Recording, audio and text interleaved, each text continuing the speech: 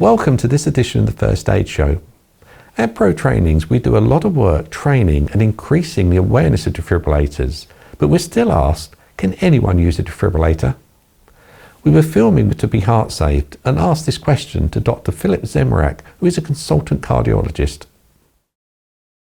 Can anyone use a defibrillator? It's very similar to cardiopulmonary resuscitation. You need to know how to use it. The aim of the defibrillators is to be as easy as possible to restart someone's heart. If I'm sure you have seen defibrillators in train station, airports, supermarkets.